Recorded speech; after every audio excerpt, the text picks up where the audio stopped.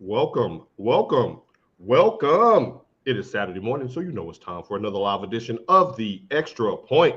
Bill Coulter in the house. The First Lady of Sports, Tasha T. Sizzle, in the house. And coming to us live from an undisclosed location is the Birdman himself, Michigan Michael Hasso. Mike, where are you today, sir? I'm in Frisco, Texas. We're at the comic show here and about. I'll show you a little bit. Just about to start. So. All right. So can you please explain to the people who will be logging in a little tardy where they can find you if they're in the Dallas area? Yeah. So this is the Texas, North Texas comic show. Jim Lee will be here, who does like a lot of Batman and Marvel comics. And you can find us loganjames.us. Hey, y'all, loganjames.us. Hey, this is one of the last weekends you have with the kids before school starts back. Hey, go ahead, come out to Frisco, support Logan James. Hey, come thumb through. He's got a lot of great deals. Follow him on Instagram. He shows a lot of great stuff throughout the week. And good luck to you on that. Get that money, man. You know, that's what it's all about. Speaking of getting money, let's transition to America's team. Mike, don't smile. You're smiling too hard, and you get that Cheshire grin off your face, T-Sil. Tasha's smiling too. Y'all love when the Cowboys knock something out of the script because of foolishness. Here we go. Because that's what they do. That's what we told you last week. I'm just gonna be quiet this whole segment. You are not gonna be quiet this whole segment because you get the first right. And Denise, it was a struggle. It took me, Michael, and his son to get that done. It was a family affair. Yeah. But good morning, beautiful Denise. So Micah Parsons went on X yesterday, formerly known as Tweezy, and he left an Aaliyah 4-page letter proclaiming that he no longer wants to be a member of America's team, the Dallas Cowboys, and he now is requesting a trade. Now, this just wasn't your average trade request. He went behind the scenes and kind of put a little bit of Jerry's dirty laundry out for the world to see as far as contract negotiations and some things that he did not appreciate that has transpired over the last year and a half. Didn't paint Jerry in a good light at all. Tasha, let me start here with you. You up first. Do you believe, Micah, that he wants out of Dallas? No, he just wants to be paid. But to be honest, I had to go back and listen to some of the stories and how things transpired. I blame Micah. Oh, let me sit up for this. Because you had no business from the jump going into a meeting with Jerry and Steven or whoever discussing your contract extension without your agent. So it's Micah's fault. Now, in his defense, he probably said, I know Jerry gonna do me right. You can't trust nobody, Micah, especially with this amount of money. And you know Jerry is a cheapskate. He's a tightwad. And if he waited to pay his star quarterback the damn day of opening last year, like they said, we're watching the intros and Dak is walking in and they broke the news he just signed his contract. Literally. So I blame Micah. And then, you get when his agent does come in and he's like, whoa. What? This ain't right. So now it's an issue. Just like I told you guys last week, Dez Bryant said, could you cover me on that field? And Jerry's like, no, you'll destroy me. He said, so why am I in here negotiating the contract with you?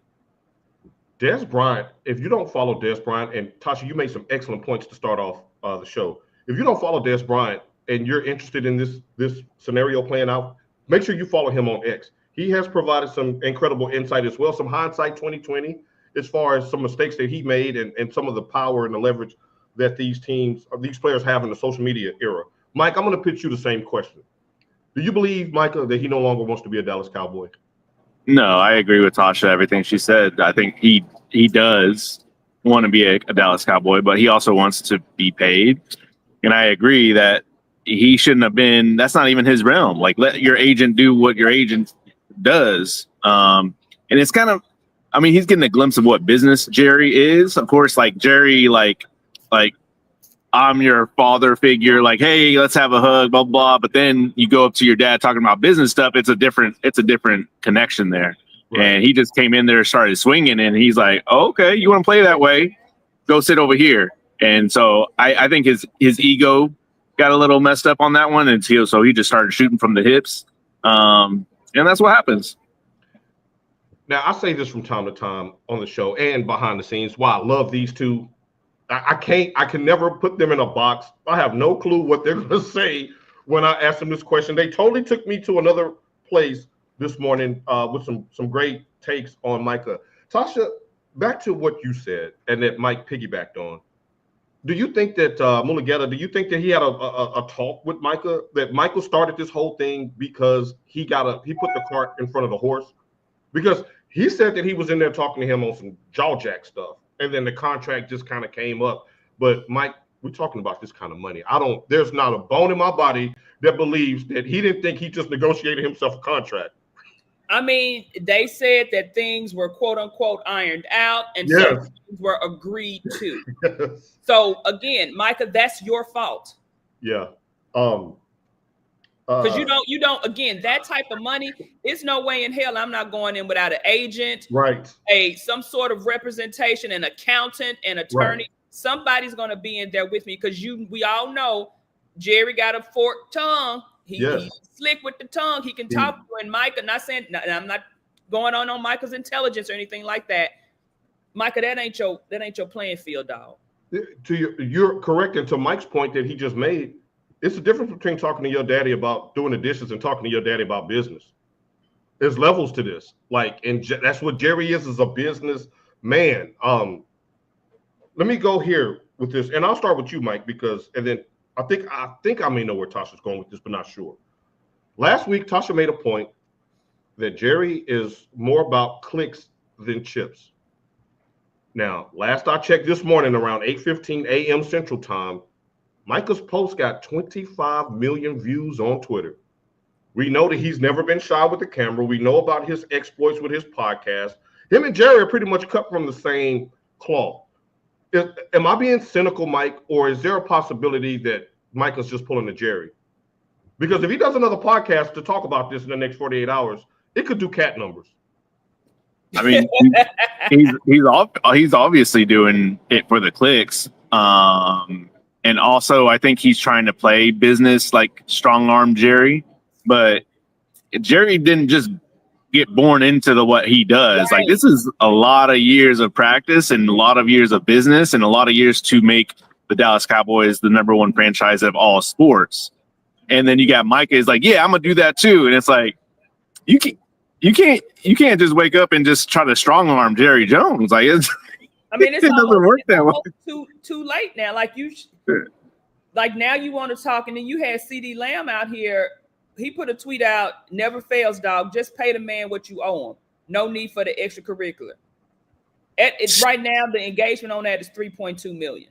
Come on, man. Like this. Now, Jerry Jones is like, this is about principle at this point, because he's hard-headed like that. So it's like, his come on, man. Never gonna be soft. He's gonna be laying in the casket with a hard head. Yeah. Now, good morning, Farrah. Make sure y'all catch our take right after the conclusion of our show. Shouts out to Soul on Sports Check, and he said Jerry running the Cowboys like Death Row Records. I 1000% agree. So you think he had Mike in there on his knees and his drawers, Jarrell? with the dog barking and holding up the dog barking. Saw that. And I got Tupac in the next room spitting rhymes. Right. Shouts out to Jarrell's point. It was to the detriment of the overall vision of the company. I mean, it started off successful, just like Jerry when he got there, and then he ran it into the ground because of his ego and poor choices. You kind of cooked there a little bit. Jarrell, good morning, Chris, Stina, Georgia, and the house. Good morning, everyone. Mike, are you good? All right. Yeah, I'm good.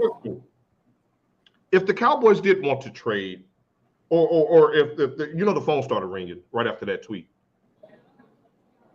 would 2 firsts, a third, and a fifth, would you come off of Micah for that? Man, I like Micah Parsons, to be honest. So I still think he has a lot of gas in the tank. And like I was saying last week, I just don't think that he's in the Cowboys. They're not playing him correctly to be his full potential. And so that's kind of why I think, to what you were asking, he's pulling at Jerry Jones by like his last year's comment about like, I don't care about the money. I'd go play for Kansas City or Baltimore or the Eagles to win a championship right now. Right. I do think that this is a little bit more gasoline onto that comment, that he's kind of being like, hey, if you don't pay me what I want, then I'm going to go leave for a championship team. So, I mean, back to your question, no. Okay, so now to make sure we understand, two first, a third, and a fifth. Go ahead. What Mike was saying, Micah said, I want to leave and go. Micah saying, oh, I'm sorry, Michael, as Jerry calls him. Yeah, like, right. He want to go to a Super Bowl contender, the messed up part about it is everything on paper says Dallas is a Super Bowl team. Don't do this to me this morning, Tasha. Don't. They have a stacked roster full of talent. Don't. So what gets in their way? What gets in their way of winning every year? The Cowboys get in the way. Their coaching gets in the way. Their players get in the way. The opponent get in the way. How about that? Can we just get but it's something that it's too much talent on that team for them not to do better. They're going to do better this year. They're going to win the division, and I stand on that because George Pickens, Mike, is that an ethnic lip that you just provided for the family and friends? Not the ethnic lip, not the ethnic lip that you just provided. Tasha, let me pitch you the same question. You pick up the phone. You Tasha Jones. You the daughter that was. All right. Jerry, he spread that seed. You the daughter that was. You running the organization now. He's in Cabo. You pick up the phone and it's the pick a city. Hey, Tasha, I got you next year's first, 2027 first, next year's third, 2027 fifth. Let me get Mike up off your dog. What are you saying?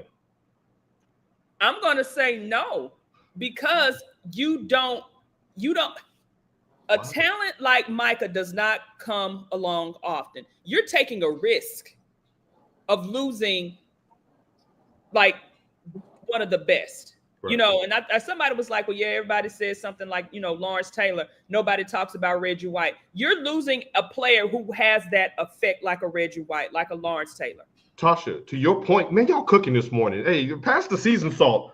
Reggie White and Micah Parsons are the only two players in NFL history that had 12 sacks in their first 4 seasons. And he missed 4 games last year, by the way. I don't want to see Micah go, of course, as a Cowboys fan. Now Langston, and hopefully he will join the fray later. He sent me a message off Wax saying he's okay with moving on from Micah. I would like for him to elaborate on that if he could. Right, for Farrah behave. Right. But again, you move on from him. What is that going to do? If your team struggled when he was on the field, when you had him signed under the, then he got franchise one year. If you had him on there, who are you going to replace him with? What are you going to do? Because that's like I said, that's a generational talent. You don't 26 years old. A 26-year-old right. generational You don't talent. get that number 11 from Penn State, as you call him 11 from heaven. That doesn't come around often. It does not.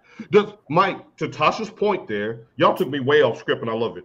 To Tasha's point there, does Jerry's ability to identify and draft talent hurt Micah's leverage? Because he's like, I found you. I found Dak. Yes. I found Dez. Oh my God, I can't remember what I was listening to.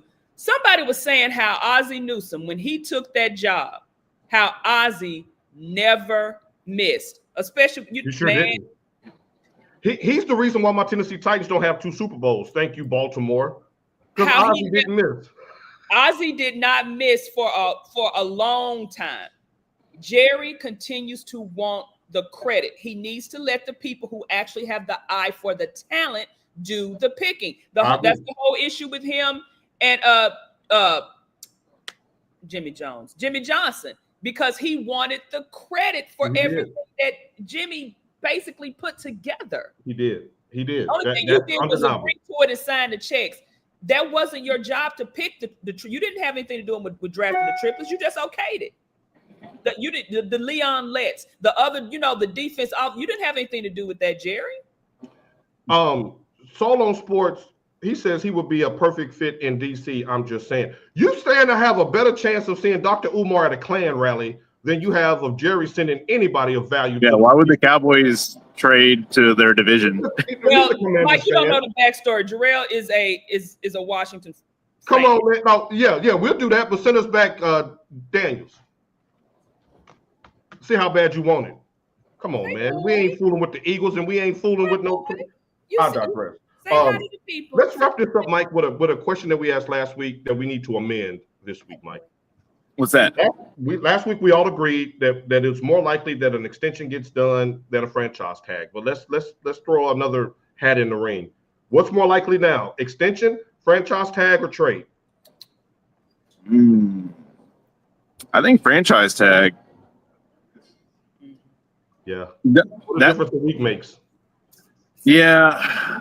Man, I was also thinking about because doesn't he get fined if he doesn't go to practice and all that? 50K? Couldn't they just be waiting till the last second and then be like, well, this is what we did to Dak, so we're gonna do it to you too? Yeah, but and to that point, if I'm Micah, I'm banking on that because CD and Dak made more money that way. The market kept resetting the more they waited. And then Micah even said in his tweet that he was going to forego Myles Garrett's contract because David Mulugeta wanted him to let the market reset with a couple other defensive edge rushers. He said, no, let's get it done now. And the Cowboys was like, no, not now. Where have you been the last 3 years? They're going to pay Trey Hendrickson more than they paid. Because, I pulled this up. TJ got 41. Myles Garrett got 40. And Max Crosby got 35.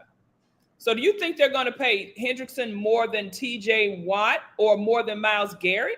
Are they waiting for Hendrickson to possibly sign and then want to do something with Micah? That's a great question, and I'm going to say no, but we're going to get to the Bengals and that question specifically in our AFC North breakdown, so that's a great tease. We're going to leave that right there, and because there's some other layers I want to add to that. But you all both say franchise tag is more likely now, right? Kirk and the Cousins made it to the bank, being a franchise. He did, and he's not even. He did. But you can say what you want about him in the pocket, but in that boardroom, like Micah demands more than a Kirk and a damn Cousins. True. Now I'm gonna close it on this so we can get to our countdown to kickoff. Micah, stop lying. Micah, you're lying. And I'm going to go back to Tasha's original point. Stop lying. If Jerry and Jones, if Steven and Jones comes up to you today and offers you a penny more than what TJ Watt signed for annually, you're going to be a Dallas Cowboy for the next 5 years. You're going to be like, let's just stop that. And let's not forget, Mike, this ain't the NBA. You ain't got no leverage. Your CBA is not in your favor. To Mike's point, well, we can fine you if you don't show up for training camp. Exactly. That's the CBA they agreed upon. Because they wanted lighter practices. They don't want to hit. They didn't want to put on pads, so they fell on other swords. And now the Roosters coming home to roost. How does that go, Tasha? $50,000 per practice. That's crazy. The Roosters coming home to nest. That's why Trayvon Diggs is all up in the mic too, because he's trying to see if he's gonna recoup some of that money he lost. Trayvon, you're looking like a one-hit wonder. You're looking like who let the dogs out. That's who you looking like. We need your ass to do something on the field before you even think about talking about money. We're talking about a 3-time All-Pro here in 4 years in Micah Parsons. Come on, man. Let's not do that. I'm with y'all now. You play with Jerry, you win Jerry prizes, which is a franchise tag. Because if you try to punk him, you can't shame somebody who has no shame. Exactly. Jerry ain't got no shame. Jerry was walking around like he didn't have a paternity test going on in the background. He was like, man, we them boys. What y'all talking about? Even when it showed that he was the father, he still was like, eh. And the kid is not my son as we move on. All right. Countdown to kickoff, Mike, Tasha. We're moving on to the AFC and NFC North. Let me start with this question. Top to bottom, which division is better, more talented, Mike? The AFC North or the NFC North? That's a good question. I didn't even think you were going to ask that. Man, I'm gonna go with the AFC North. Yeah, Tasha? I'm gonna go with the AFC North. Yeah, way more. This is a tough one. The NFC North had 3 playoff teams last year. 3 teams won over 11 games. No, go ahead. Wait, what? In Chicago. I'm We sorry. do have one, actually. Yeah. You can go help. Gas up the pace and we head to Chicago. I agree with y'all. And I agree with y'all because of the quarterbacks in the AFC North. Let's start with Baltimore. Baltimore Ravens, 12-5, lost in the division round last year. John Harbaugh, Tasha, as we get into the Harbaughs, and I want to start with you on this. He made waves last week when he kind of went off on the media, the local media there after one of their practices, and he pushed back on the notion that this was a Super Bowl or bust year for Baltimore. He basically called, let me get this word right. He basically called the media phony for asking that and said that the Super Bowl or bust basically dismantles any hope of long-term success, that the goal is to get better every year and not a championship. Tasha, are you buying into this theory? I mean, it's not a John Harbaugh thing. It is totally a Lamar thing. It's time for Lamar to look like somebody. You can't have him be first team All-Pro at quarterback and not win the MVP. I do believe that was a let's give Josh this award, even though Lamar deserves it type thing. Lamar, everyone is putting you at the top. Everyone wants you to succeed. It's a Super Bowl or bust for Lamar. I don't necessarily say the whole organization, because the organization has won Super Bowls. Right. Interesting, Tasha. I like where I thought we said that last year, though.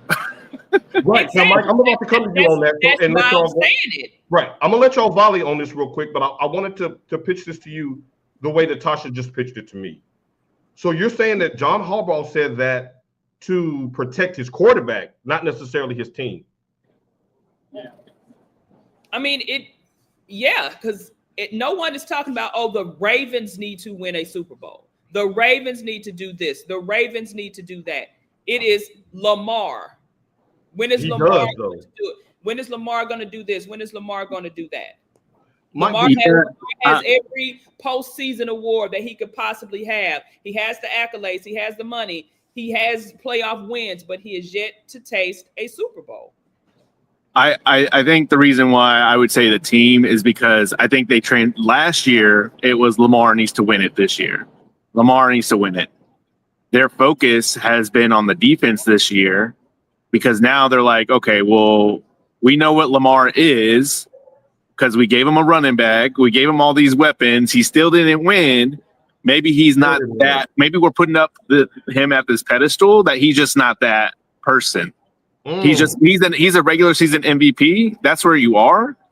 We as a Ravens organization need to win the Super Bowl. How can we do that as the Ravens? We need to rebuild our defense.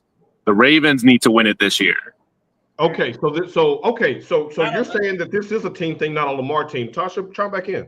No, I think he's trying to take most of the pressure off of Lamar, because when that team loses, it is Lamar. They don't say the Ravens, all the stats and everything else.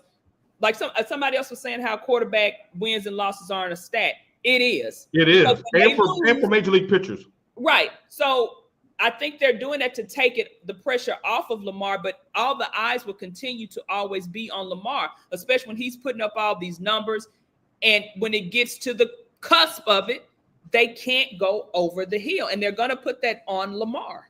Why can't they perform when the lingerie come off, Mike?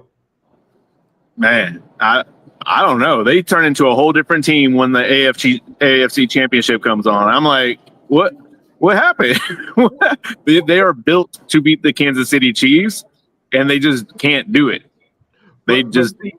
Mike, here's my problem. And shouts out to Carlos Coronado checking in. Carlos, I'm looking at your profile picture, and look at that grin on his face. He know he got a good one. Look at that. He know he got a good one. Shouts out. That is my homie, West Coast, checking in.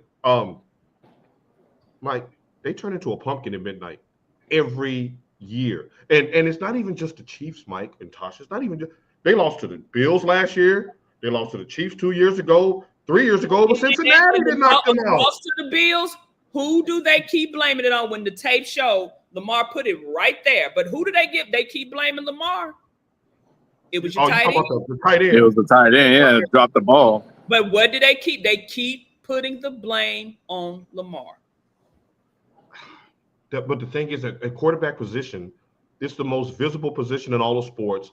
And fair or unfair, that's how you are measured. As Dak, as Peyton Manning before he finally got over the hump and beat Chicago. Now, go Brady. He just started winning off the rip, knocking off the greatest show on turf. But there are other quarterbacks who's had to carry that narrative that they didn't win in that regard.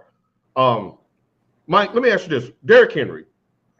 Last year, if not for your boy Saquon Barkley, Derrick Henry's season would have been the biggest story in the NFL, 1,900 yards at his big age.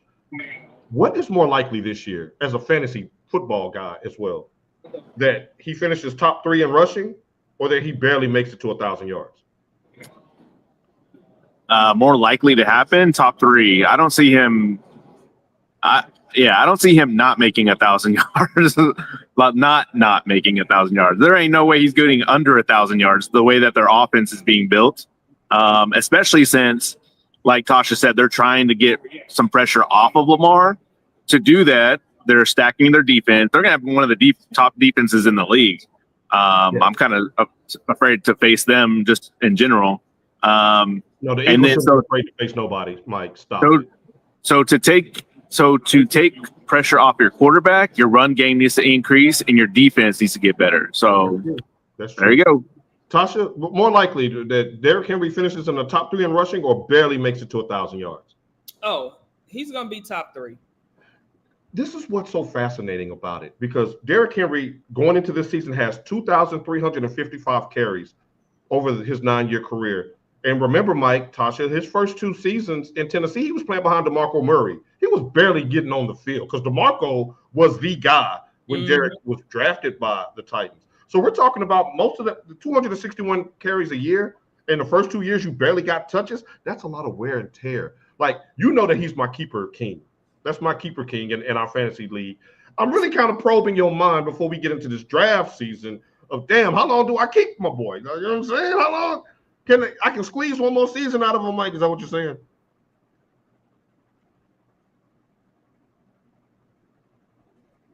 Yeah, that was a question, Mike. Tasha, anybody? I mean, well, Mike, obviously something going on in the background, Paul. Do you not see? Oh, okay. Mike, I told you to give me the catcher's thing. Point to your chin. Well, that could mean, don't tap your nose because that means something else. So, hey, don't send me back, Tasha. Don't send me back. I'm just saying. I love you, Mama. I think he's salvageable. What, he got 2 years with 30 million? Was it 2 years? Yeah. He got a 2-year extension. I mean, I think I don't think all the gas has run out of his tank yet. I don't either. Even though we talked about, him coming back too soon on that foot injury, sometimes I think if you're injured, that does give your body time to rest. And that adds time onto your career if you're not on the field. Good point. He did get like a summer break. Right. He did. All right, let's move on to the Pittsburgh Steelers. Finished 10-7 last year, lost in the wild card round to those said Ravens. Tasha, let's just get right to it. How long can your coach keep his job without a playoff win? I said it at the end of last season. If he doesn't win, they're going to have a press conference where he's saying he's stepping down. Because they won't fire him. I think they have too much respect for him to fire him. But I think if they get out there, if Lyron Rodgers actually goes out there and the team looks good, I think that will save Tomlin's job because the Achilles heel has been the offense and the quarterback play. Right. So let's say if Lyron gets there, they get to the playoffs and maybe on a fluke they lose. That I don't think they'll get rid of him then, but if they go out there and they look like open ass.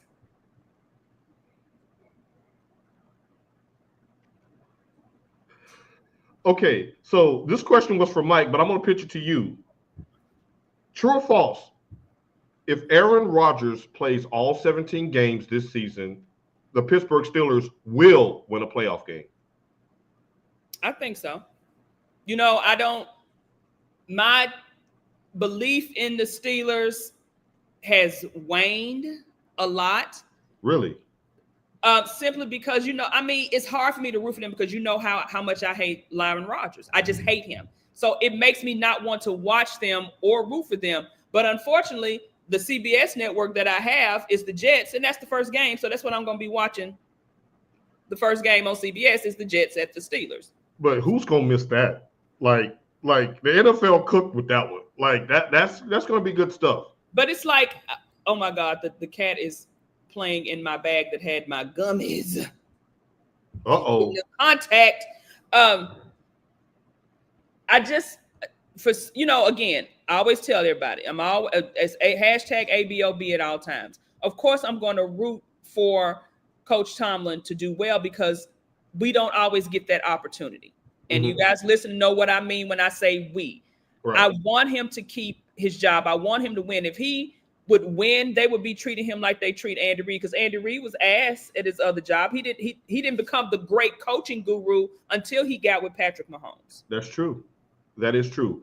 And I don't want Tomlin's legacy. Yeah, it's a great thing to never have a losing season, but bro, you're gonna have to do more than that.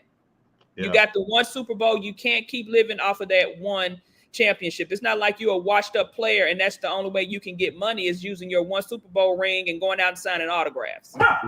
Right. Mike Tomlin, wow, and you just popped that into my head when you said that.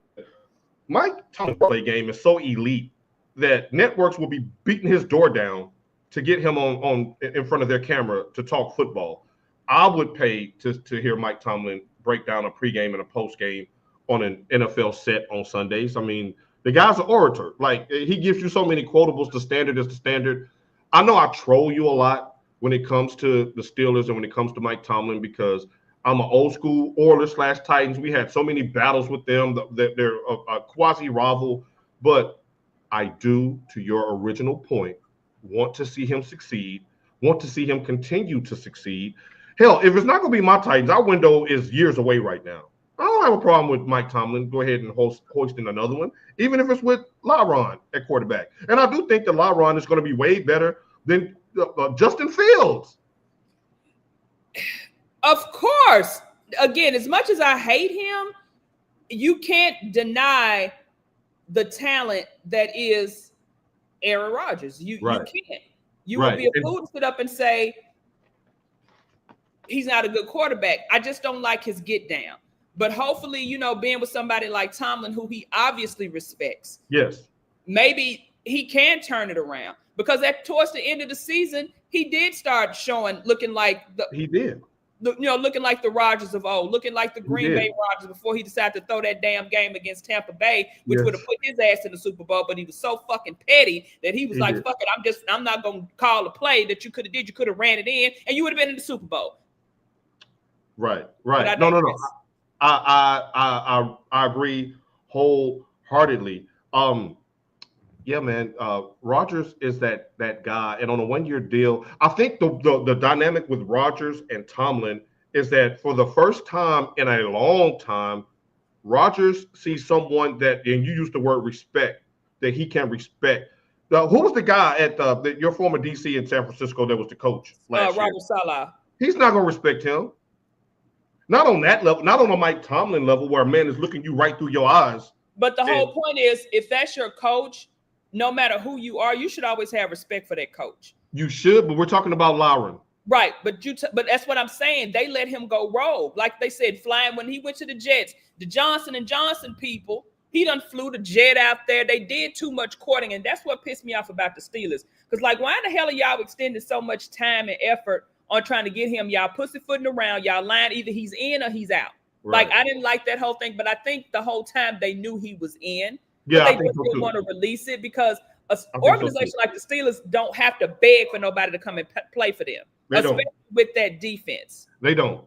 They're ready made to succeed if you're a veteran quarterback, and they've been that way for Tomlin's entire tenure. You got a run game, you got a defense. Hey, sign me up. I'll make these wide receivers look good if my arm is any count. I totally agree. Let's move on to Cincinnati. We're on to Cincinnati. in our Bill Belichick voice.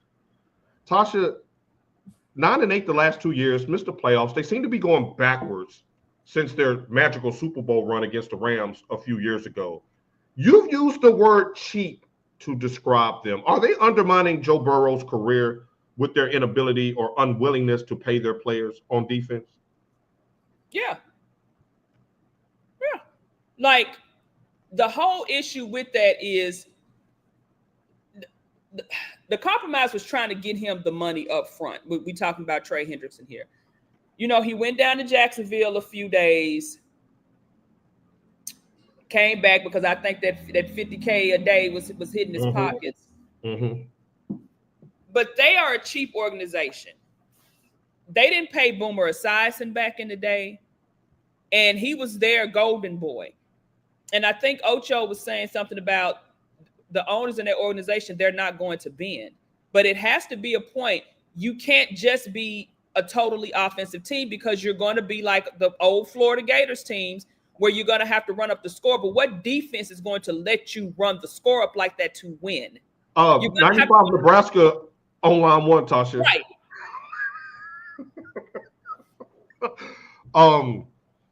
I mean, you got to have a defensive something. Because remember that game between the Ravens and them, and they was just going back and forth, scoring because nobody was making a stop. But the one team that made the stop ended up winning. That's true. And if I'm not mistaken, they lost 4 or 5 games scoring 33 or more points last year. That's unacceptable. So if the owners can't see that the defense is key, they're not going to win. They're going to go back to being the damn Bungles. Has their window closed? Yeah.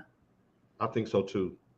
I like Burrow. I like his get down. I love the wide receivers that he's got. Yeah. But you got to get stops in the Super Bowl. You got to get stops in the playoffs. Right, and you can't. You cannot just make winning off of pure offense alone. You got to have somebody that's going to stop something. People are throwing around the word GOAT when it comes to Patrick Mahomes. How did he look against that defense from Philadelphia last January or February 5th or whatever that was? He looked like open ass cheeks. You get a pass rush, which Trey Hendrickson can't provide. They didn't want to pay the rookie defensive end. Like he had to fight for his life. Robert. Oh, his life. Said, I'm fighting for my life. Gail said, Robert.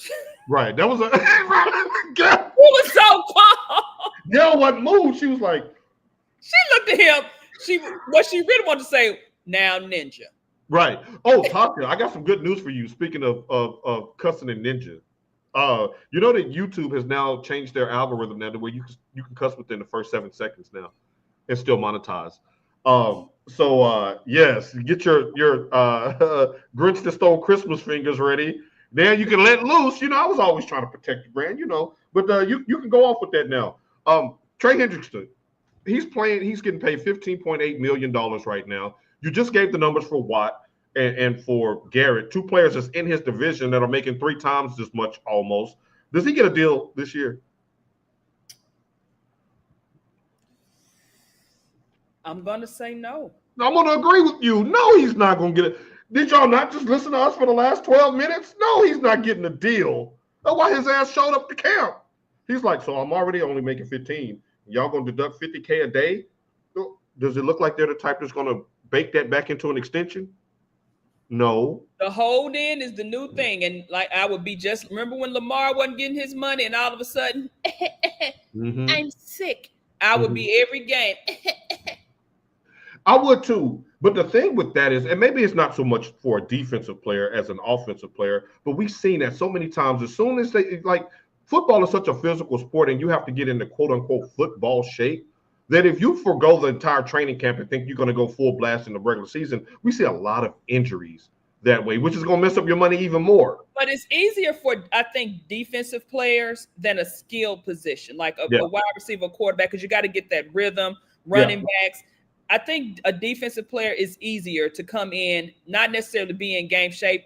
Maybe if you're staying in shape, I think after maybe 2 or 3 games, you can get in that game shape. I agree. And it's easier to rotate a defensive player than an offensive lineman or a starting wide receiver, things of that. But good morning, Miss Hastings in the house. Tasha, let's move on to Cleveland because I saw a clip and the first person I thought of was you.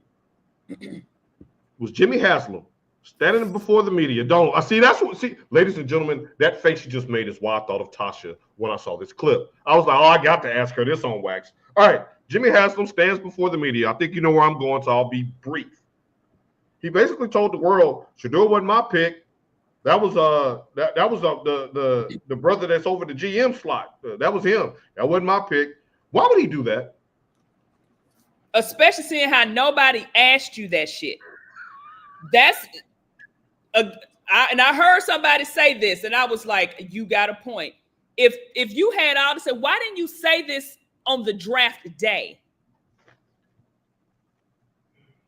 Why are you opening up your fucking mouth now and saying stuff now?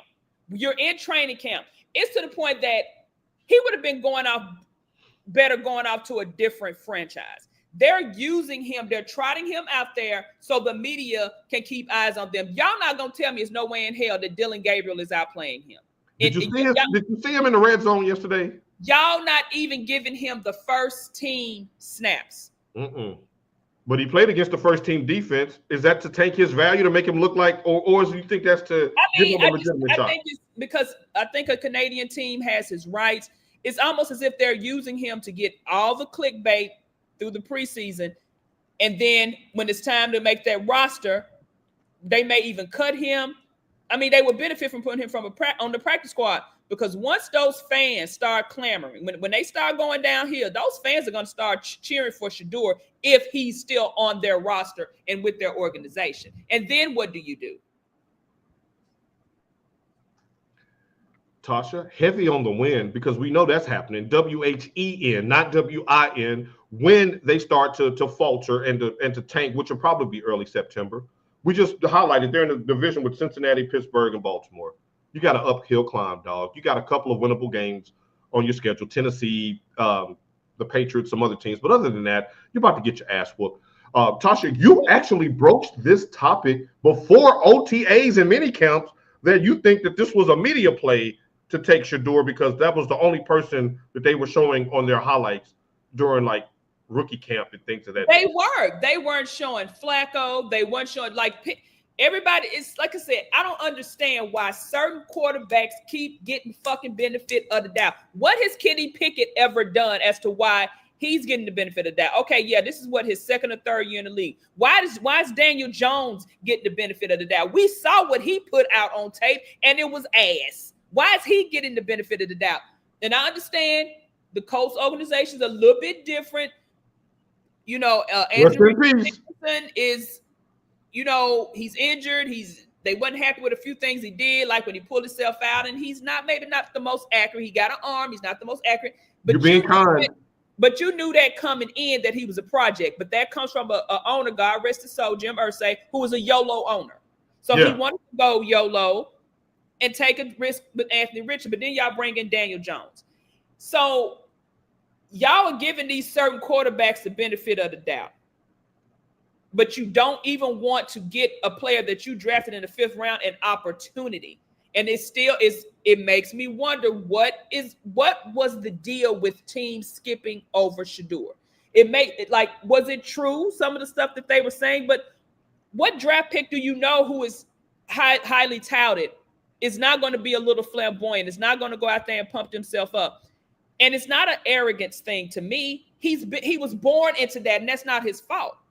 So y'all hate Deion that much that y'all gonna take it out on his son? Yes, I think that's yes, because I think Deion made a lot of enemies with general managers because he knew his talent could do that. Remember the story that he told about the Giants? He was like, I ain't gonna be here. I ain't even talk to you. I ain't gonna be here. Hey, like Magic Johnson, I ain't gonna be here. I ain't gonna be here. And he wasn't there. But you see, the Bucs organization, but I think the Bucs organization is run better and they have a better coach. And a better culture. you see how they're doing Shedeur. You don't hear any Shedeur slants. Not Shedeur, any Shiloh slander. Shiloh is down there making friends. He's showing up at the local KFC. He's going around town. They love him, and he was undrafted. I hope he makes the practice squad or makes the roster, but stuff coming out of the camp down there is he's actually playing very well. And KFC original recipe for the win. Shouts out to KFC. I might pick up a bucket tomorrow because I just think the disrespect for Shiloh for whatever reason you can't hold against, because you don't like Deion. You can't hold that against his child, especially if this. Let me tell you something. You know who wouldn't have did this, and I hate to say this, it's Jerry, because Jerry would have known if I put Deion's boy out there, that's gonna bring more views to the Starra. See, win or lose. See, now you understand why I was clamoring for him, that if he wasn't going to be a Titan, to go ahead and bring him on the Cowboys to back up Dak. Ride out Dak for another couple of years and then let him be your star. Because if what you're saying is true and you have all the evidence to support the fact that Jerry is just – I'm going to say he doesn't want it more, but I'm going to say he's just as content with clicks if they don't come with chips. I think he wants both. But I think as long as he gets the clicks, he's okay with not having the chip. Now, do you agree with this? Farrah says – Deion made enemies because he was black and winning.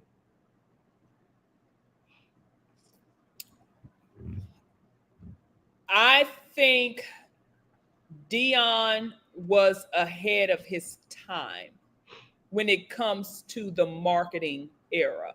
Mm-hmm. It would be totally acceptable for Florida State Prime, for Atlanta Falcons Prime, for 49ers Prime, for Cowboys Prime, for Yankees Prime in this era. Mm-hmm. I do think it goes back to how Deion portrayed himself, which we loved. Mm-hmm. Madison Avenue loved it. Mm-hmm. But I do think he rubbed a lot of people the wrong way. If he was that flamboyant on camera, imagine what he was like to deal with off camera. And Farrah, I'm going to push back just a little bit on the black and winning, because Jerry Rice was a winner from the second he stepped foot in the NFL. But Jerry wasn't as flashy, even though he used to. So, no, that's my point. This is more of a flash thing. Right. Yeah. It's more of a flash and a confidence and a bravado thing than necessarily a black thing. Emmitt Smith. You got other players that you can look to that signify greatness that didn't have that kind of stigma or beef with the media. Again, Jerry Rice is from Crawford, Mississippi. Deion is from Fort Myers. He a Florida boy. And one thing. You see those Florida kids humping the ground after they score touchdowns now. Let's not do that, Florida. You seeing them do that? I mean, them Florida kids is just different. Shouts out to my daughter's friend Brittany, her son, who will be one of them ones. He's a Florida boy, wide receiver. He's out there doing his thing. I think he's 15. He's doing his thing. Had everybody thinking I was only 15. You know what? No, okay. So Farrah makes a good point. And then I think the way Deion came in with the storm of going to Colorado. When he left Jackson State, going to Colorado, everything that came, the swell, how he just basically went into Boulder and took Boulder over. Right. Other than that, the only thing we knew about, well, I ain't gonna say it, but he took Boulder over. And then you had, like I said, the only thing the kid did was wave his watch. You had other athletes who did way worse in college and still got the benefit of the doubt. Yeah. They gave them a longer leash. They didn't give Shedeur any leash. They just put a collar on him and didn't hook nothing to it. Tasha, let me ask you this, and we didn't even get into we're gonna do a rapid fire through the NFC North, but there were so many intriguing storylines with the AFC because of these quarterbacks. Let me ask you this. Now, Mike said, and I was going to ask Mike to hold his feet to the fire, but he's no longer with us right now. He had to go to his show. Mike said on our draft special that he didn't think that Shedeur was an NFL quarterback. All right. Now, my follow-up to that was, and I was going to pitch to you to get your reaction from his question, so I'll just ask you directly. If Sanders struggles in the preseason, do you move him, or do you what do you do with Sanders if he struggles in the preseason, given the fact that the owner didn't want him in the first place? I just think they're setting him up to fail. They want him to look bad. So that see. But why, Tasha? You know why. I don't, but again, I don't know who's hold on, Tasha, because I want you to dig into that. But You signed a black quarterback that had 23 cases pending. So is it really a race thing? Like, or is it a Sanders thing? That's what I'm saying. Oh, that's where you were going. Okay, yeah, sorry. Go ahead. It's definitely a Deion thing. It's not a race thing because again, that's why I said that's why that organization is always going to be in the pits of hell. Yeah. Because you had no business on this earth signing Deshaun Watson to that freak ass, to that much money, none whatsoever. None. Now you sitting up here still paying this man. Right. He re-injured the ACL, but I don't know if they have proven yet if he did that to himself or if he did that. Oh, you mean doing the TikTok with his girlfriend? Well, now wife. Like I don't know if they prove that. Yeah, I got to go in and do a little bit more research on that. But you're still on the limb for that money, right? And he's not even playing. And I mean, I haven't seen Shadour's work in the NFL, but hell, Shadour could be better than Freak Nasty, and we don't know it because y'all not giving him the opportunity. Right. I'm gonna go back and tell y'all this story. It's a girl. Sasha did competitive cheer, from age 6 on up to high school. And so it was a girl in the gym who was older than her. And she went to the University of Kentucky as a cheerleader. And if you guys don't know the cheer world, in those days, UK cheerleading was the hardest squad to make. Okay. And I don't think her mom would not want me to say her name. Her name was Tiffany McGee. Tiffany McGee was the best cheerleader that I had ever seen in my life. She goes to Kentucky and she never makes MAT for them to go to nationals. So Tiffany transfers to UT, goes to UT, makes MAT, does all of these phenomenal baskets. And the coach at UK said, and her mom told me this, oh, well, Tiffany, I didn't know you could do that. And you know what Tiffany told the coach? You never gave me the chance. All Big asked for was one more chance. If you never give someone a chance to prove themselves, how do you know what they have? So by you guys basically shitting on him, giving him reps with the second team, not letting him run the first team offense, you're setting him up for failure so you can say, we tried to take his son back to be a I told y'all, I don't know why he was getting these such high ratings pre-draft. You see what he is. But I mean, if you're the Browns, you really don't have a 5th round pick to play around with like that. And we see a Browns fan in the chat that we're gonna shout out real quick. Martrice says, at the end of the day, do not touch my anointed #prime. Shadour said he didn't even want his daddy to practice because he's only getting 4 reps of practice. Daddy, that don't waste your time. Crazy. Go see Shiloh, Daddy. Right. Good morning, AP Culture in the house. Good morning, Noble Ronald Pitts. He said, then who? Speaking of the Cleveland Browns, hey, shouts out to Jody Coleman, host of Against the Grain. We seen you out there rubbing elbows with the NFL's elite. That's a good look. Right. And hobnobbing and getting your shine on, Jody. Now, Jody, we got to ask you a question because when we're in the booth, we got to ask and you got to tell the truth.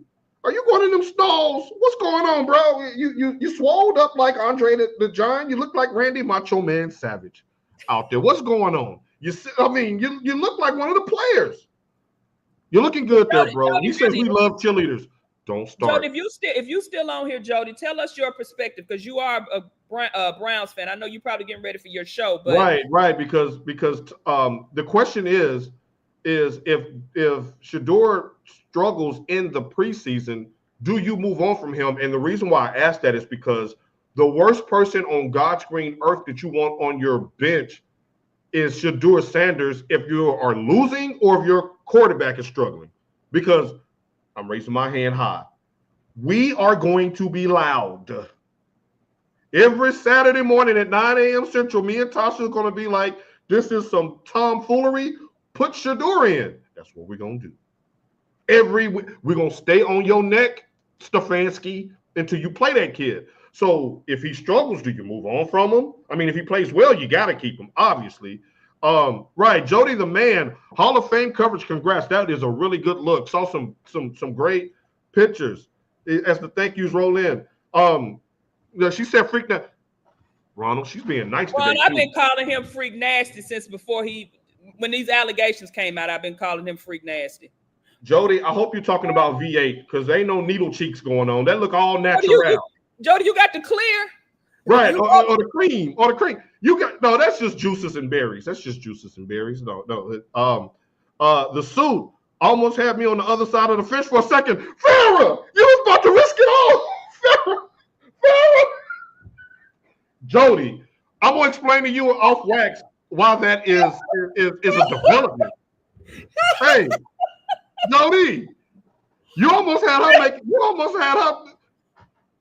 Hey, put Mom on the phone. Farrah, what? Oh, you know what, Jody? Your new name is Sunshine. Farrah, Farrah, the show is over now, Farrah. I don't want to be here. Why is she here, Ike? Farrah.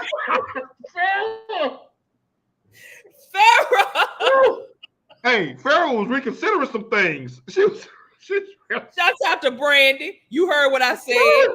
She says, I believe God will cover him. He will succeed in the NFL. But where's Stiana? And good morning, Stiana Fernandez. Where? Somebody talk to me. Is it going to be in Cleveland? Farrah, no, you don't derailed the whole show. Now Kenny Man checking in. I know y'all Cowboy fans are sick. I saw guys crying. I ain't shed a tear yet. Because Micah don't have no leverage, but it's getting there. We're getting close. Farrah, wow, that was good stuff, Farrah. So, Joshua, I never got your answer because Farrah derailed us. Do you move him if he struggles in the preseason? I mean, I wouldn't, but they don't want him there. So I think look, I don't know what the fuck is going on with their organization. I'm just going to put that really? No, Jody, what's going on with your people? Because, I mean, I would be inclined to say Shedeur is the number 2. You're not going to tell me Kenny Pickett is better than him. He's the number 2, and he should be able to tell you what cologne Joe Flacco is wearing. That's how close he should be to number 1. You know, when they show the video clips, when they going through the drills and they doing this and they both passing at the same time. Right. That's all you should see is Shedeur and Flacco. Right. Like, I don't understand. Marcus Stone back from his track. Hey, we got to put you in the shout out. Yes, Marcus, you were on my shout out list. I'm going to y'all. Shout out to Anisi Poo. She is the 800 meter. Oh, shucks. I knew I was going to forget. I knew I should have wrote it down. See. 13 under 1800 meter all-star in track and field or something. Marcus, type it in there. Marcus, type it in before she give her, tell her that she did something else. It was 800 meters. I know that. Okay, so Jody is a Browns fan, y'all, and he's at the Hall of Fame right now. So we thank you for chiming in with us. Browns know that Sanders is the best choice, but the Browns owner wants to act like it's not his choice. Sabotage. See, that's a Browns fan. Sabotage. It's self. Right. Somebody, Porter K. Jesus. Porter K. He's on that team since 2000, right? Since 2000. When did it happen? Yeah. Somewhere around there. In those 25 years, you have never had a quarterback to bring you anything. You had the connection at that one time with Baker Mayfield when OBJ was there before he got hurt. Y'all were looking good. But before that, when did y'all ever have a quarterback that was worth a damn? Bernie Kosar on line 1. Jody. Okay, Paul.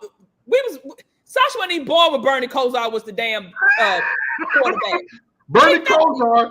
Now, let's go to Marcus real quick. He says she's an 800 meter All-American. Top 8 in the nation. Shouts out to Nisi Poo. Marcus, you had that V8 when you laid that one down that night. He was on that V8. He was like... Wait a minute. I thought I had took a photo because I was going to hold it up. I guess I didn't because I've been... Okay, 2011. Damn. He tore up the franchise that much in that short of time? Damn. Okay. All right. Damn. 2011. My child was shit. Good morning, Langston. And we talked about you this morning. He said, F, Micah. I said it last week. I was telling people that you put me on last week before the trade demand that you was like, let's get rid of them. So, Langston, I'm going to ask you, and then we're going to move on to a rapid fire of the NFC North.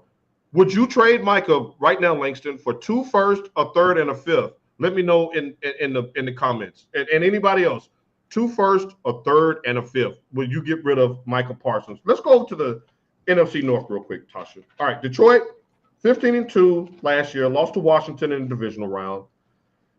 Have they reached the Ravens status? And I can't believe I'm asking this about a Detroit Lions team. Is this championship a bust for them this season?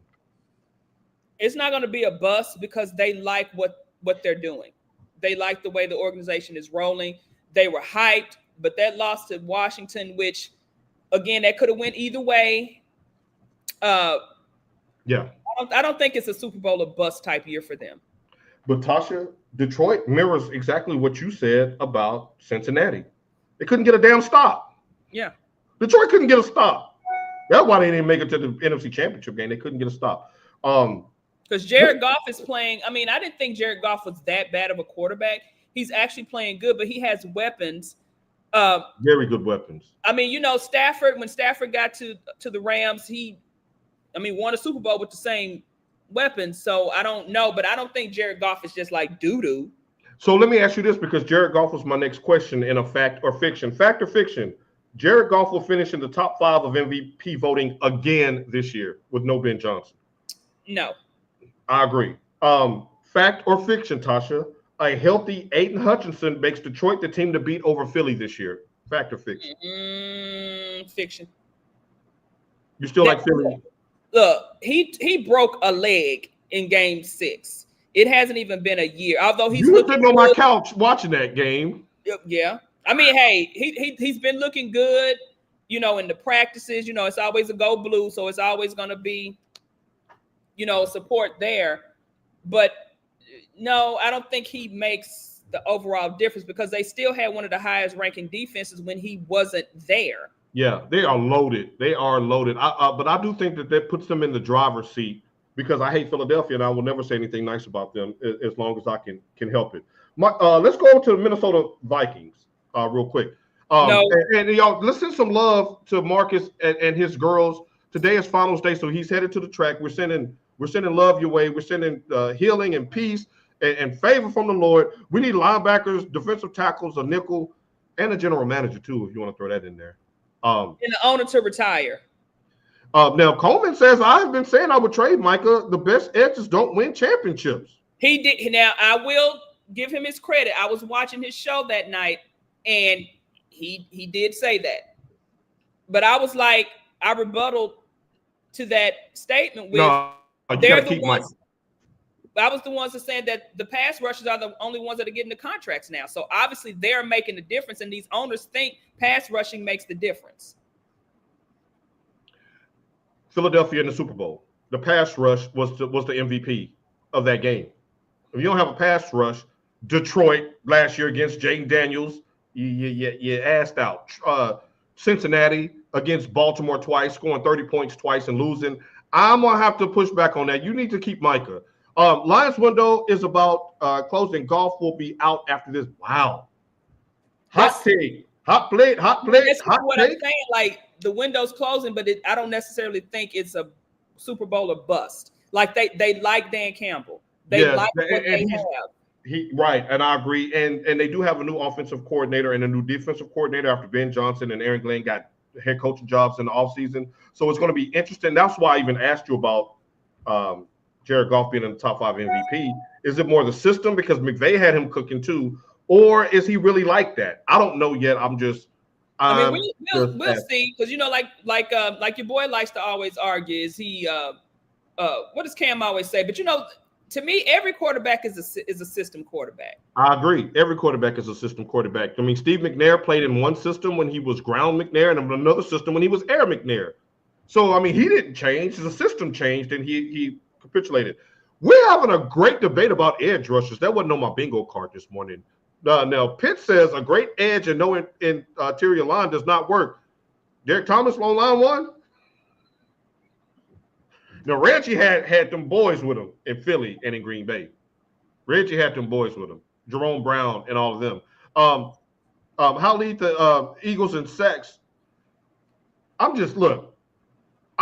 Maybe I read that wrong, but who? I think who. I don't know. Mason Graham. I'm not Mason Graham. I don't know. Jalen Carter, the kid from Georgia. But I'm saying as a collective, one could argue that pass rush was the MVP of that Super Bowl and not Jalen Hurts. And the refs alike. He says, not a speed rusher without a stout middle. Micah runs out of position. Mike was saying that he plays out of position a lot to open the show. But didn't they say they drafted him for a different position, a different role? They didn't know that he could rush like he did? Yes, and they had him in drop coverage and covering tight ends and doing some weird shit with him his first couple of years, and he still made All-Pro. So Jody's clarifying. He said, as a group of pass rushers, yes, but not individually. TJ Watt on line 2? Okay. But no, TJ Watt, you also had Micah Fitzpatrick that would come up in there and get you a good sack or a forced fumble too. So Micah was the man. I don't like trading him for I don't either. Jalen Ramsey. And Jalen is a Nashville boy, and I like his game. But Micah is a Steeler. He gives, like, when you think of a Pittsburgh Steeler, you think of Troy Polamalu. You think of a Micah Fitzpatrick. I don't want to say finesse. I will never say soft when it comes to a football player. Jalen's a little more finesse. Even with Jacksonville, he didn't ever want to really mix it up like that. I mean, he too busy trying to fight his teammates over. Sorry. Name the last player to lead the league in sacks and win a Super Bowl. See, here go Jody with these hints from Jody, look, we don't do that. I barely do research before the show starts. Jody. Robert. Roberts. You can't put him on the spot like that. Yale talking, Jody. Now I got Googler, but that's going to detract me from the show. And we got a couple more segments. Now he says the answer was Kevin Carter in 1999. You mean the Kevin Carter that beat our Titans? No, your Titans. I knew. See, why you got to bring? No, I'm saying our. No, wait a minute. Nashville is in the building. I said our. Let's I was at that Super Bowl, so I can. You jinxed us. Put that. I didn't dust on us. I was rooting for the Titans because I was there as a guest of the Titans. So let's get out of that, Tasha, because I remember that story. Let's get out of that. We got to protect the innocent. TJ Watt has never won a playoff game. That's Mike Tomlin's fault. Coach, keep a damn job. I'm just saying. But Jody, you up there in wait a minute, it's not Akron. Where's the whole Canton? You up there in Canton, all right? Now watch he bring out Sterling Sharp today. And I see you with the Ray Lewis suit. I see we found the white suit. Tasha. Jody, if you escort Sterling out there because Shannon shouldn't be showing his face right about now. Sit down, Shannon. And okay, so 2 more to go real quick. Minnesota, Tasha, 14-3 last year. Will they have similar success with JJ McCarthy? No. Next. What's your beef with JJ? I just don't think he's that guy. He was effective when we needed him at Michigan, but you don't have the comfort of Harbaugh. You don't. Or Stallions. Is that what you're really saying? Tis. I just don't think JJ, I don't think that, I would hope, but I don't think the success he had in Michigan will translate to the NFL. Fair enough. Okay, let's go to Chicago. Tasha, they were 5-12, missed the playoffs. No, you're going to answer this damn question. And I only got one question for you. What's more likely? That Ben Johnson turns Caleb Williams into a Pro Bowl quarterback, or that Caleb Williams gets Ben Johnson fired? Ben Johnson's going to get the axe. I mean, Ben Johnson, for all intensive purposes, is an offensive-minded guy. Caleb Williams is not – he's not slow. He's not dumb. He is a good quarterback. But I have been saying for the last few seasons, the issue with the Bears was the coaching. But for him to go from where he is to a Pro Bowl caliber quarterback this season, I don't think it's going to happen this season. He had 39 fewer passing yards than Jaden Daniels last year. But so, like, I mean, of course, that doesn't count in the running back, the running plays, and the electricity. I'm not comparing the two. I'm just saying his season wasn't as bad as their record, is what I'm saying. He says, Shannon Sharp was here having dinner across from me. Who was with him? Was it some young white guy? Was it one of the 3LW girls, or was it 702 with him? Was it a young Philly? Shouts out to 702. You know, 2 of the members have gone away from cancer. Oh, so it's just 7 because ain't no more 2. Okay, all right. Paul. No, I'm just saying. Oh, he was smiling and taking. I mean, because he knows his money is still coming in. Like I said on his show on Against the Grain, the logo for DraftKings is back up in the corner of his podcast. Shannon Sharp is going to be fine. He's from a financial even though that woman is trying to come up with another frivolous lawsuit saying that her and Ocho put her on blast when she was at the Usher concert. Be mad at Usher for putting them damn cherries in your mouth and you opening up your damn mouth to suck the cherries. I don't know what happened with sucking in cherries and stuff, but it's Saturday morning, y'all. We're going to try to keep going. Now, I want to go back to one more question to Jody. Jody, what was Sterling eating? Because I saw him yesterday. He's a little robust around the... All right, okay. He said, damn it. All right, Langston, Uncle Langston, get in here. Caleb Williams is Kareem Akbar. You know what? Stop. Stop. You're not going to say he was running the Carter. You're not going to say it. You're not going to say it. You're not going to stand with your hand at the table with a knife. You're not going to do it. Y'all, there's nothing better than a Saturday morning with Tasha, Mike, and the Goon Squad during football season. Like, it's not I'll rival it against anybody. Right, Ronald. Let's see, Ronald want to know more. If you guys have not seen what Usher does in his concert, he goes, picks a woman out of the audience, and he feeds them cherries. And they be tongue kissing the cherries. And on the show, I think Unc and Ocho, they did say that she was married, but they did go back and say that they didn't know if she was married. But my thing is, she's trying to sue for $20 million, talking about some damn, oh, they hurt my reputation. Bitch, if you weren't married, why is your reputation hurt? Did she have a? But here's the question, Tasha. Did she have a $20 million tongue? What'd she do to that cherry? I mean, it was random. It wasn't. Okay, so it wasn't worth $20 million. It wasn't for the pop it. So it didn't have you running to your laptop? No. Okay, well then we're gonna move on. If y'all don't know what that means, then ask a friend or Google it. Rod Woodson and Thurman Thomas was with him. Nice. That's some heavy hitters. Not Rod Woodson. Yeah, Jody said he talked to him and he's in great spirits. We're going to do next week, Tasha. Remind me to fit this in there because when I saw that Sterling was getting inducted, the immediate thing I wanted to do was a T-Sizzle's top 5 of the top 5 players whose career was cut short by injury. That would have been, and he's one of them. And I could think of a couple off the top of my head, but I was curious. Know, I've always said, as much as I stab somebody in their neck if they say anything bad about Jerry Rice, has Sterling not got injured? He was that dude. Jerry would always be my GOAT. Let's just put that out there. Right. Jerry would always be my GOAT. But Sterling was that dude. Sterling had Michael Irvin looking up to him. It was Sterling, Jerry Rice, and Michael Irvin. Those were the top 3 receivers of that era. He could get it done. He had the whole route tree in his bag. He could get it done on the short pass, the slant. He would go across the middle. He would burn you deep. He had no holes to his game as Dion. That's what I was wondering. Because that's the question that's on every man's mind every morning. Right. If you can back talk, you can back flip. That's all I'm saying. Some good jawbone. What that cherry do like now? I got to go. Ronald, I'm gonna send you the clip in you're a married man. I'm gonna send it in your messenger when I find this clip.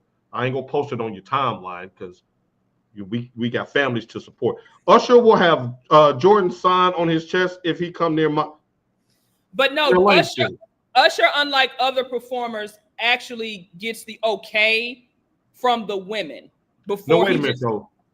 2 things, Tasha. 1, why are you wearing Jordans? Why ain't you wearing LeBrons, Langston? And 2, no, because who puts on Joe? Oh, I'm finna be casual. Let me put these LeBrons on. Nobody wears LeBrons. I meant to say John Morant's. Them jaw 3s are out. Go get you some jaw 3s. And 2, Langston, you make more money than Usher.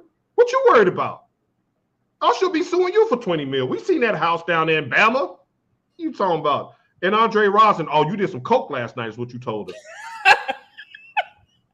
Okay.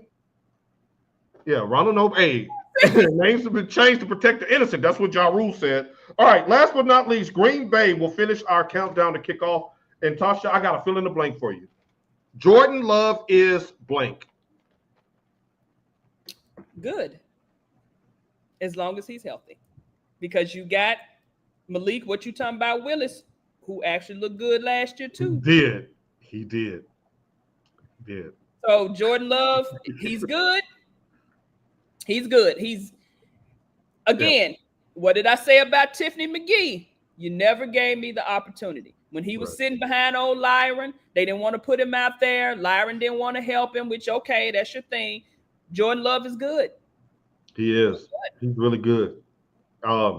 Green Bay won 11 games last year and fought Philadelphia pretty good. Like, they didn't just get boat raced in that wild card game. So, like, okay, all right. Like, Green Bay, y'all may be working on something. Matt LaFleur, you're starting to move up my power ranking of coaches.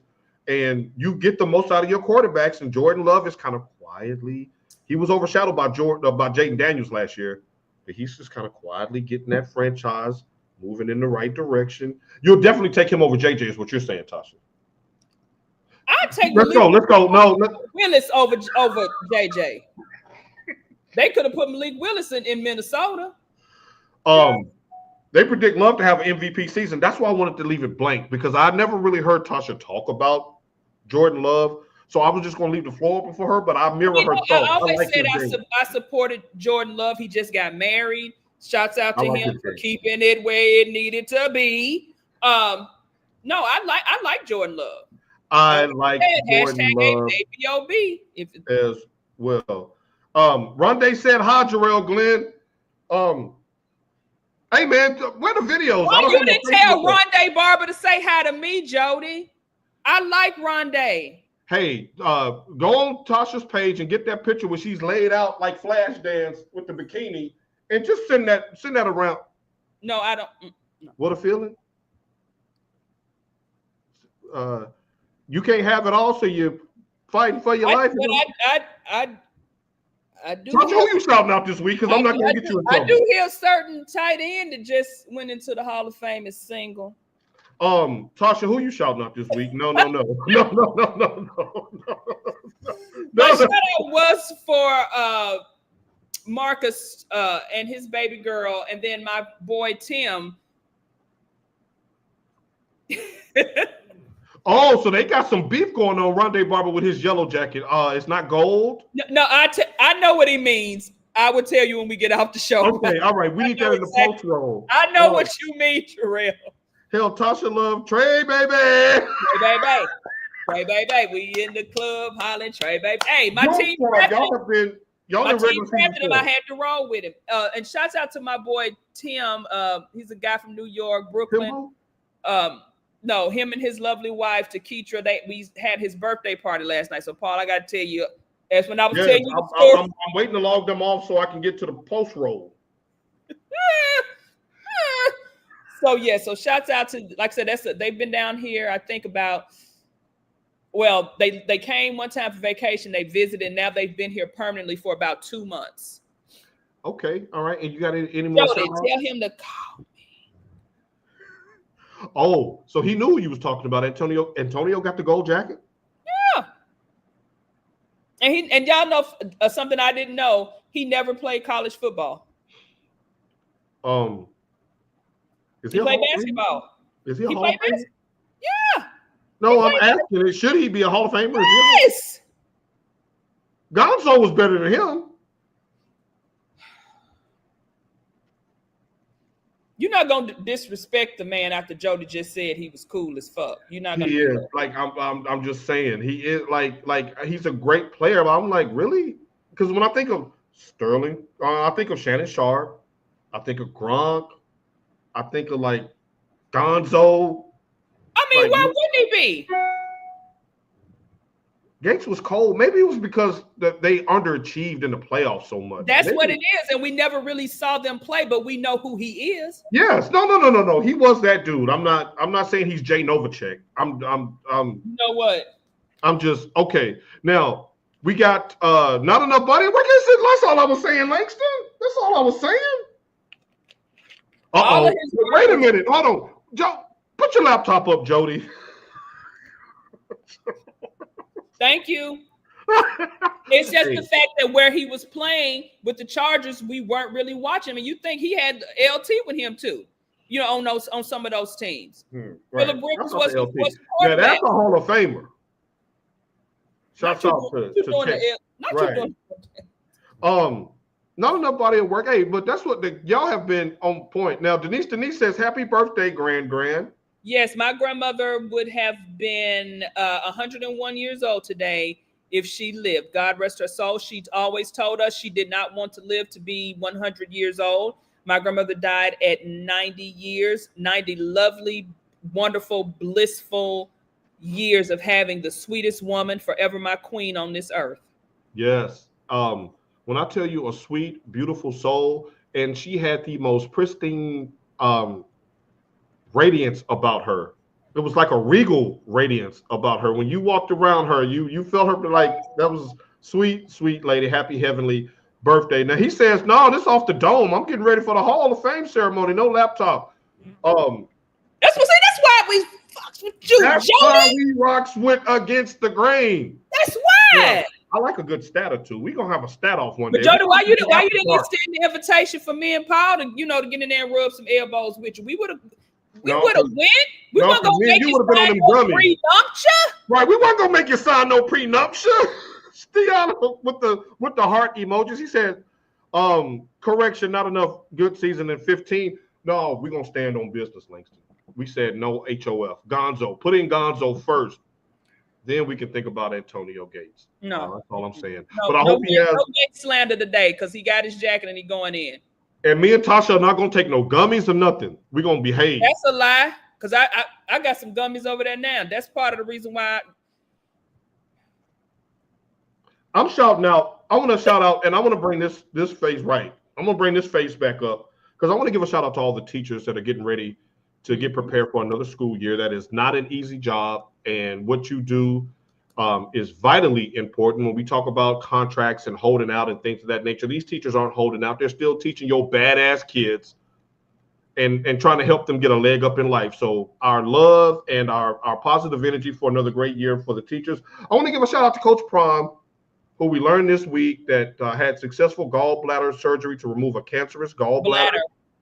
It was just a bladder. Just a bladder. No gall. All right, just a bladder. Shouts out to Karuchi. How you gonna say stop? How you gonna say just a bladder, no gall? Like this?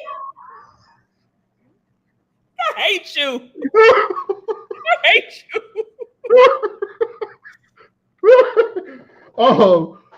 So I want to give a shout out to them, and I want to give a shout out. Gonzalez been in the Hall of. Is that who you're talking about, Paul? Yeah, I didn't know he was in. Look. Gonzalez been in the Hall of Fame. Okay. That's his ex-baby mama that got all this ugly face work and married Jeff Bezos. Your critique of these athletes' wives and girlfriends needs to be studied. That was his baby mama. She did. She messed her face up. She was a beautiful. Here, go woman. There you go with that Netflix style up. She was a beautiful woman. She didn't have to do all that shit to her face. She's like a clown now. Steve McNair was in the AFC Championship, Jody.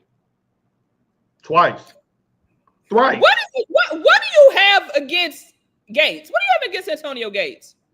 Because he was slow. He didn't look athletic. Hey, we love you too, Ronald. We're about to get on up out of here so I can get this story of Tasha's night last night. I can't get that on wax. I can only get that off camera. So go blue. 30 days away from the start of a new season. Hopefully it goes better than last year. Tasha, take us out of here. Vamos Azul. And y'all saw my Mets, even though they lost last night. We still in that thing. Now, see, no show is complete until AP Coulter signs us off. We love you, AP. You see her say go blue. We are out of here. We'll see y'all next week. Love y'all. Peace.